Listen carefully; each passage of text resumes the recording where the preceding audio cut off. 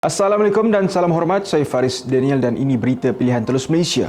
Kerajaan Madani memberi jaminan bahawa semua sekolah vernakular termasuk sekolah jenis kebangsaan Tamil SJKT akan kekal beroperasi dan tidak akan ditutup.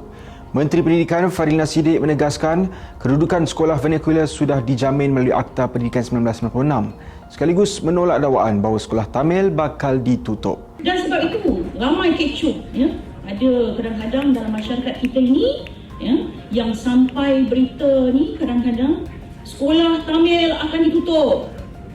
Tuan-tuan dan perempuan, saya nak bagi jaminan depan Datuk Seri Ramanan, depan tuan-tuan dan perempuan, kerajaan Madani tidak akan tutup mana-mana SJKT. Jadi jangan dengar berita-berita yang tidak pasti. Semak dengan kita dulu. Jaminan itu disampaikan sendiri oleh Fadlina ketika melancarkan penyerahan peralatan ICT berupa smartboard kepada SJKT di SJKT Vivekananda Brickfields pada Selasa. Program berkenaan melibatkan 400 unit smartboard yang akan diagihkan ke 387 SJKT seluruh negara bermula 20 Disember hingga 10 Januari bagi memastikan sekolah dapat memanfaatkan teknologi tersebut sebelum sesi 2026 bermula.